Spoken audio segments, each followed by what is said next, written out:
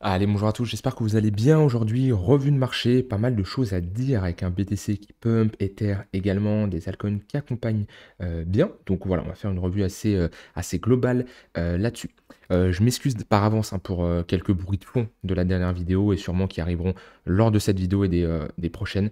Je suis pas sur mon setup habituel, hein. C'est l'avantage de ce métier, c'est qu'on peut tourner un peu des quatre coins du monde. Donc ça nous offre une bonne liberté géographique. Et même si je suis pas dans les meilleures conditions pour trader et vous tourner des vidéos, j'ai toujours quand même cette discipline à être quand même devant les écrans, moins que d'habitude quand je suis comme ça, autre que dans mon setup habituel. Mais je vous fais comme une vidéo. Ou alors, n'hésitez pas, hein, comme je vous l'avais dit, quand je ne peux pas pour X raisons, je vous tiens toujours au courant à ce niveau-là. Vous voyez, dans le Discord, je vous fais toujours un petit vocal comme ça de 5 minutes, un petit brief, comme j'ai pas tourné la vidéo d'hier, et ben ça me permet tout simplement de vous tenir au courant quand même assez rapidement de ce qui se passe. Bon, et ben aujourd'hui, on a une journée assez intéressante. À voir ce qui va se passer au niveau de la clôture. Comme d'habitude, on attend les clôtures parce qu'il y a énormément de fausses cassures. Ok, on le voit bien, mais on n'est pas loin de réintégrer le niveau des 112 500 dollars. On l'avait vu ensemble, comme quoi il y avait pas mal de volatilité qui allait arriver sur le BTC.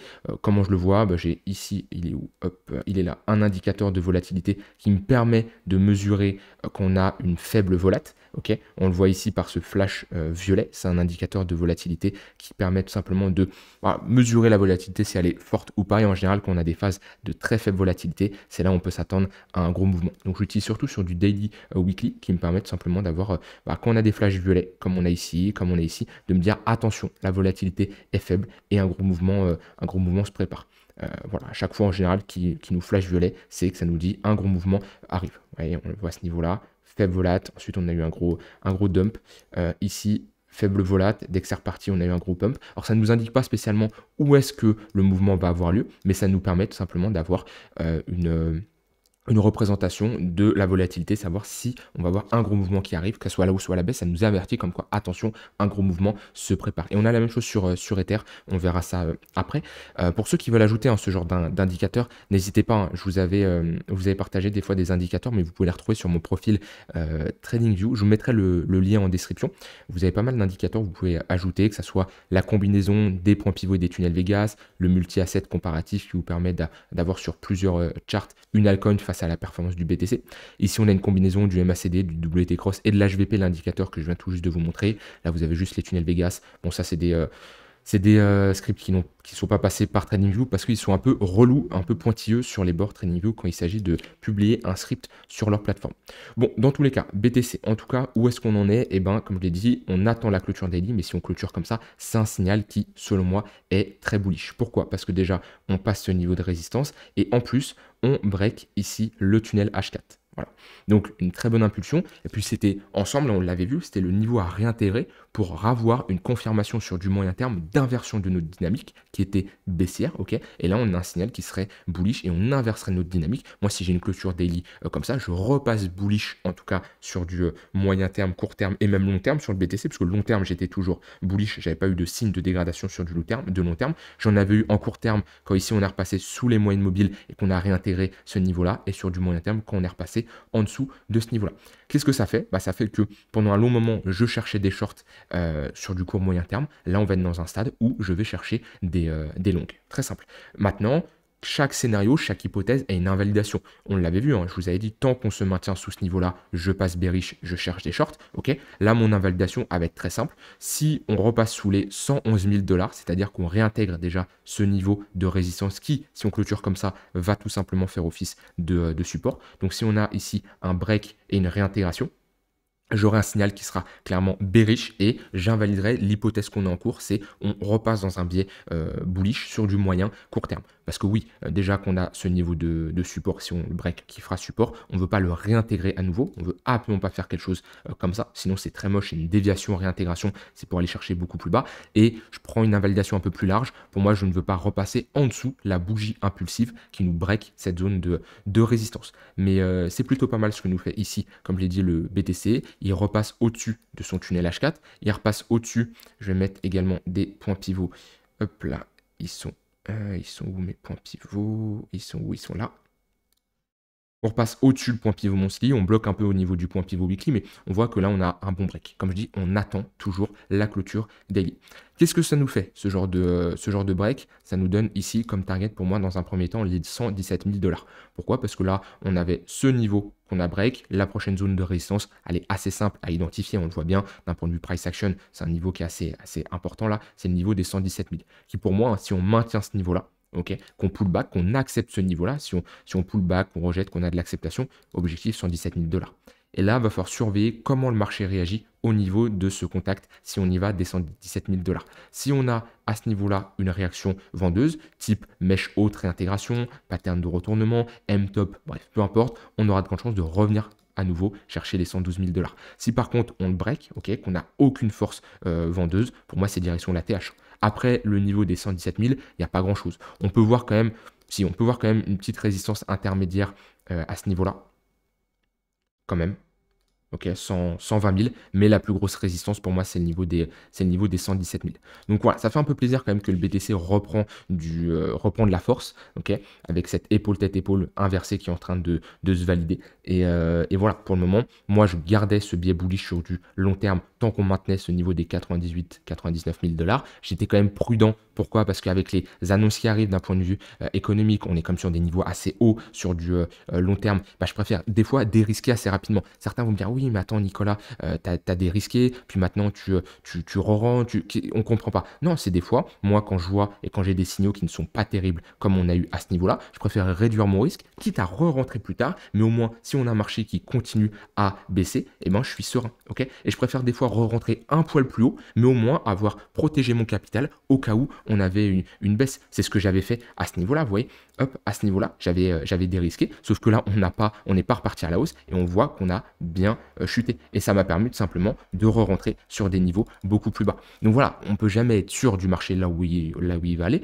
Moi, le plus important, c'est d'avoir une bonne gestion de mon risque et surtout de préserver mon capital. Et quand on réalise de très bonnes performances comme 2024-2025 nous a réalisé sur le marché, ben, le but, c'est pas de tout rendre. Et c'est pour ça, je préfère réduire mon risque, quitte à re-rentrer plus haut, comme là, si on a des clôtures qui sont intéressantes. Et même peut-être que le marché va piéger à ce niveau-là, va repartir, je vais invalider et je vais ressortir plus bas. C'est le marché, c'est comme ça. Moi, le plus important, c'est toujours de préserver mon capital, d'accord? C'est pas de, comme certains, ils vont rentrer en position, ils vont hold, et quand le marché ne vont pas aller dans leur sens, et ben ils vont se dire, ah bah tiens, c'était un trade court terme qui se transforme en trade moyen terme, et ce trade moyen terme se transforme en trade long terme, et ce trade long terme se transforme en investissement. Ça, c'est quelque chose de classique qu'on fait quand on commence. Maintenant, avec le temps, moi, je préfère rentrer, sortir. Si j'ai des invalidations, je sors. Si j'ai des TP, je sors, mais au moins de protéger mon capital. En tout cas, comme j'ai dit, sur du court moyen terme, c'est bullish, ce que nous fait ici le BTC. Si je mets des moyennes mobiles, on a un 15 minutes qui est au-dessus du 1 heure, qui s'apprête tous les deux, 15 minutes et 1 heure, à cross le 4 heures. Et on est dans un contexte où, pour moi, les pullbacks sur les moyennes mobiles court terme vont être intéressantes, comme lorsqu'on avait cette dynamique baissière à ce niveau-là, où les pullbacks au niveau du 15 minutes, 1 heure, c'était intéressant. On le voit bien, pullback 15 minutes, opportunité de short. Ici, opportunité de short, ici, opportunité de short, là, opportunité de short également, 1 heure, 15 minutes, vous voyez, et qu'on est dans une dynamique haussière, et bien c'est l'inverse, opportunité de longue, vous voyez, on voit la différence entre une dynamique haussière, des moyennes mobiles orientées à la hausse, et une dynamique baissière avec des moyennes mobiles orientées à la baisse. Et c'est très simple, c'est pas plus compliqué que ça. On prend les moyennes mobiles, ok, on voit est-ce qu'ils sont orientés à la hausse ou orientés à la baisse. Ok, ils sont orientés à la hausse, je cherche des longues quand on a des pullbacks sur ces moyennes mobiles-là. D'accord? Ça ne nous indique pas spécialement que le marché va absolument poser un bottom sur la moyenne mobile précisément, mais c'est un point de repère qui nous permet de se dire, ok, moi ça m'intéresse d'interagir avec le marché quand on revient chercher le tunnel 15 minutes. Par exemple, ça peut être un plan. Tant qu'on ne revient pas chercher le tunnel 15 minutes, je cherche à ne rien faire. Par contre, si on revient chercher le tunnel 15 minutes, j'aurai ici des potentiels setups qui vont s'exécuter si j'ai une réaction acheteuse. Chacun a son setup. Je vous rappelle, un setup, c'est un ensemble de règles qui doivent être absolument respectées. On peut en avoir 3, 4, on peut en avoir 7, 8, ça dépend. Alors, plus vous mettez de règles, plus votre setup va être compliqué à s'exécuter parce que plus il y aura de règles et moins il y aura de chances qu'il s'exécute. Mais voilà, une règle 1, ça va être par exemple être dans un tunnel Vegas. Ok, dès que c'est check, et ben, tac, on valide. Le deuxième, c'est par exemple avoir une confluence avec un point pivot. Ensuite, le troisième, ça va être avoir une réaction acheteuse type pattern en W. Ensuite, ici, ça va être de ne pas avoir d'annonce économique pendant les 3 prochains jours pour éviter d'avoir une forte volatilité lorsqu'on va trader. Là, ça va être d'avoir un risk reward de 3 pour 1 lorsqu'on va aller chercher la prochaine résistance. Il y a plein de règles comme ça. Là, je vous ai inventé un un setup comme ça, je ne sais pas s'il marche. Je vous dis juste que voilà, c'est à vous de backtester et d'avoir un ensemble de statistiques. Et ça, c'est un point important que je mets toujours en avant. Backtester, backtester, backtester. Ayez des stats. On ne peut pas avancer si vous n'avez pas de stats. Et ça, c'est avoir un fichier Excel, c'est avoir un fichier de tracking avec énormément d'informations. La date, l'asset, est-ce que vous êtes long ou short, quel setup vous avez utilisé, quelle est la durée de votre trade, etc., etc. Et quand vous avez comme ça 200 trades, eh ben vous pouvez avoir ici du recul. Et peut-être vous allez vous dire, ah bah tiens, ce setup-là, sur BTC, il ne marche absolument pas. Par contre, sur Ether, il marche bien. Donc, je vais plutôt me concentrer sur Ether avec ce setup-là. Ah bah tiens, ce setup, le lundi, il marche beaucoup mieux que le vendredi. Et tiens, ces trades-là, les trades qui durent pas très longtemps, ils marchent beaucoup mieux que les trades qui durent longtemps, etc., etc. Mais ça, si vous n'avez pas de journal de trading, si vous n'avez pas de fichier Excel, vous pouvez absolument pas avancer. Ça, ce que je vous donne, je vous le dis, c'est de l'or. Clairement, quelqu'un qui commence, il va vraiment négliger ça parce qu'il va me dire, ah, Nico, tu me parles de fichier Excel et tout, donne-moi l'indicateur miracle. Il n'y a pas d'indicateur miracle. Vous le savez, hein, je pense que ceux qui sont là depuis un moment, ça, vous l'avez recherché un moment, on l'a tous fait. Il n'y a pas d'indicateur miracle. Ce qui compte, c'est être discipliné, avoir une bonne gestion de risque. Puis le trading, c'est des probabilités associées à une gestion de risque. Voilà, en tout cas, on surveille bien sûr la clôture daily sur le BTC qui va être très importante. Pour moi, comme je l'ai dit, je reste haussier long terme et là, je repasse bullish sur du moyen et court terme tant qu'on tient ce niveau-là. Par contre, on ne veut pas repasser en dessous des 111 000 dollars. Et objectif, là, les 117 000 dollars. Bien sûr, comme je dis, on attend la clôture. D'ici là, ça peut bouger. Au niveau d'Ether, eh ben, Ether, pareil, on voit bien la contraction au niveau de la volatilité. Si je mets l'indicateur de volatilité, on le voit bien. Flash sur l'HVP, flash violet, faible volat. Hein. La dernière fois qu'on a eu des flashs, vous voyez, hop, à ce niveau-là, gros flash, faible volat, on le voyait bien, hop, et ça repartit direct avec une forte impulsion. Et c'est assez classique hein, qu'on a des gros flashs. Là, ça l'a fait, c'est pas, ça reste un indicateur, c'est jamais super précis à 100%, ça marche tout le temps. Là, on a flash, bon, on a baissé, mais ça a quand même mis du temps avant qu'on rentre dans une tendance baissière. Là, on le voit bien, flash, gros baisse assez fort. La flash, mais on n'a pas eu une grosse reprise au niveau de la volate. La petite flash quand même, et c'est reparti. Bon, voilà, on voit en tout cas, moi, c'est un indicateur que je surveille de temps en temps. Comme je l'ai dit, il me permet de mesurer globalement est-ce que nous sommes dans une période avec une forte volatilité ou pas. Alors, TradingView, je ne sais pas ce qu'il me fait. Ok, TradingView qui a tout crash. Juste parce que j'ai fait un CTRL Z, c'est pas grave, on va passer par là. Tac, et j'étais sur Ether. Donc ouais, Ether, on est en train de sortir de cette latéralisation par le haut. Donc là-dessus, c'est plutôt pas mal. Mais pour moi, on est toujours dans un range. C'est-à-dire qu'on a formé un petit range dans un gros range. Ici, si je mets... tac, du coup, j'ai changé de chart. J'ai pas tout ce qu'il me faut. J'ai plus l'habitude. Mon rectangle, il est là. Hop, vous voyez, on était bloqué entre deux bornes. Ok, on le voit bien. À ce niveau-là. L'extrémité basse, c'est ce que je vous disais, une bonne zone pour chercher des longues. L'extrémité haute, une bonne zone pour alléger. Pour le moment, on n'est pas dans la meilleure zone pour rentrer en position. Si je mets ici un volume profile, à ce niveau-là, voilà, on voit qu'on se situe au niveau de la value area high, c'est pas la meilleure zone. Alors, on reste bullish sur Ether. J'étais le premier à vous dire que moi, Ether, j'ai réduit mon exposition par rapport à BTC et ce qu'il nous fait, et surtout pour me payer. Hein. Ether, je suis rentré à 1500 $. J'exige quand même de me récompenser un minimum, même si je garde une forte exposition au cas où on va chercher des niveaux beaucoup plus hauts et au cas où on va chercher 6, 7, 8, 9, 10 000 $. Moi, j'y crois, 10 000 $ sur Ether. Quand, je ne sais pas, mais en tout cas, j'y crois. Et surtout, on garde des moyennes mobiles moyen terme et long terme orientés à la hausse. On avait une dégradation quand même sur du court terme sur Ether, le fait d'être repassé au-dessus de ce tunnel 1 heure et en dessous le tunnel 15 minutes. Mais voilà, on revient chercher le tunnel H4. On avait un point pivot monthly juste en dessous qui a fait office de support. Là, on se dirige pour le moment pour aller chercher le prochain point pivot weekly, 4461 $, avec ici un 15 minutes qui s'apprête à cross le 1 heure à la hausse. Maintenant, comme dit, on est sur un niveau de résistance et moi ça ne change pas. Le niveau que je veux voir break sur Ether pour vraiment valider un bottom et pour moi aller faire un nouvel ATH, c'est-à-dire que si Ether repasse au-dessus des 4500 $ avec vraiment de l'acceptation, c'est-à-dire que c'est vraiment un fort break. On fait quelque chose vraiment comme ça. C'est pas c'est timide et voilà, on break légèrement, prise de liquidité. Non, une vraie clôture au-dessus de ce niveau-là. Pour moi, Ether aura vraiment de grandes chances d'aller chercher son ATH et d'aller break et d'aller titiller le niveau des 5000 $. Mais pour ça, il faut s'affranchir de ce niveau des 4500. Et pour le moment, on est proche de ce niveau de résistance. Donc je préfère avoir une vraie cassure, une vraie clôture, même si pour moi, on a plus de chances de le casser par le haut. Je vous rappelle, sur Ether, je vous l'ai dit, Ether, on est dans un gros range, un range précédé par une dynamique haussière, plus de chances de casser par le haut. Ça, peut-être certains ont du mal à comprendre le principe, mais ce qu'il faut retenir, hop, si je retrouve comment je fais mes dessins, comme je l'ai dit, ils m'ont tout supprimé, hop, parfait. Quand on est dans un range, il faut toujours regarder par quoi le début de range est précédé. Si on est précédé par une impulsion baissière, enfin une dynamique baissière, ce range-là a plus de chances de casser par le bas. Pourquoi? Parce que quand on est dans une dynamique haussière ou baissière, on a plus de chances d'avoir un prolongement de cette dynamique. N'anticipez jamais le top. C'est-à-dire que quand vous avez votre dynamique haussière comme ça, ne vous dites pas ici, ah ça y est, c'est un top de marché. Non, statistiquement parlant, il y a plus de chances d'avoir une correction pour avoir une nouvelle continuation. Pourquoi? Parce qu'une tendance, qu'elle soit haussière ou baissière, elle va se prolonger plusieurs fois. Il va y avoir plusieurs mouvements haussiers ou plusieurs mouvements baissiers avant de poser un top. Donc si vous anticipez un top, vous êtes contre les probabilités. C'est pas impossible, on peut faire de la contre-tendance, mais vous êtes contre les probabilités. Donc quand on a un range comme ça, qu'on est pressé par une dynamique, ce range a plus de chances de continuer dans le sens de la dynamique précédente. Donc là, ce range qu'on a dessiné à ce niveau-là, ok, il est précédé par quoi?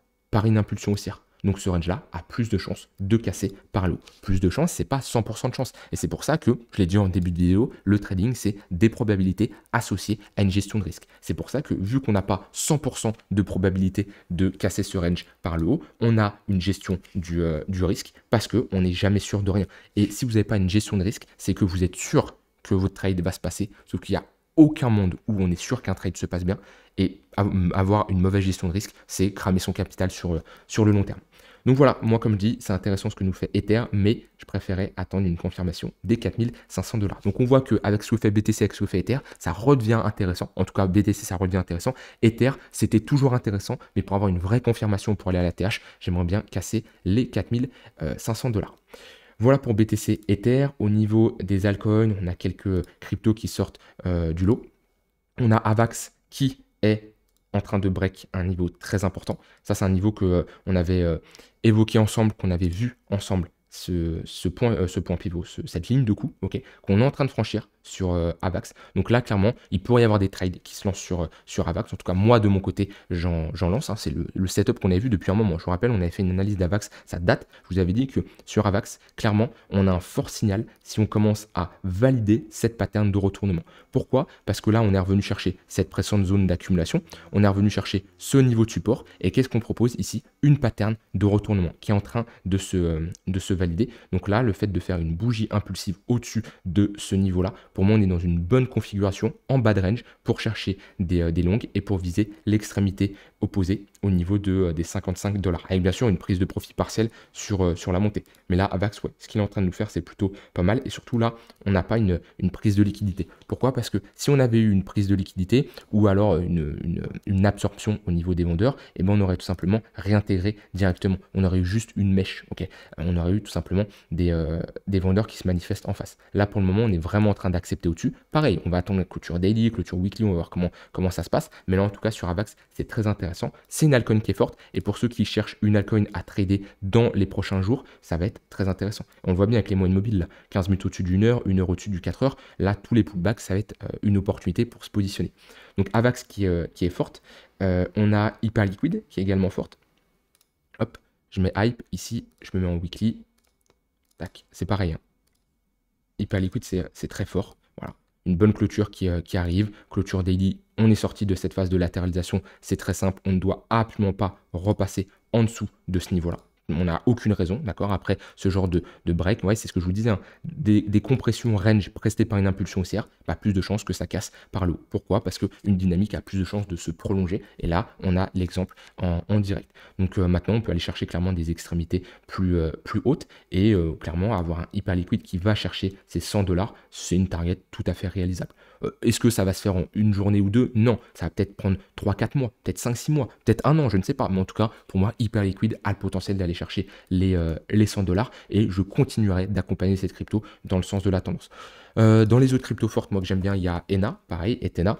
On est en position depuis un moment sur ENA, depuis qu'on est revenu chercher l'extrémité basse de notre range. Voilà, j'avais eu un signal intéressant à ce niveau-là, en validation sous le plus bas. Puis ça a bien pump. Puis maintenant, c'est du trend management, c'est de la continuation de tendance, c'est des TP partiels. Voilà, le but, c'est pas non plus de couper trop vite, mais pas d'attendre trop. C'est un ajustement. C'est-à-dire, des fois, on se dit oui, il faut pas que je coupe trop vite parce que le but, c'est toujours de couper rapidement les pertes et laisser courir les gains, mais il faut pas non plus laisser trop courir les gains au point de ne pas en faire. Voilà, tout ça, c'est un jeu à savoir bien maîtriser. Et pour le moment, on reste dans une dynamique haussière sur Ethena. On est en train de consolider proche d'un niveau de résistance. On va peut-être rentrer ici dans un range avec une borne haute à ce niveau-là et une borne basse globalement vers notre tunnel H4. Si c'est le cas, dans tous les cas, range pressé par une impulsion haussière, plus de chances de casser par le haut. Moi, je reste bullish tant qu'on a des moyennes mobiles orientées à la hausse.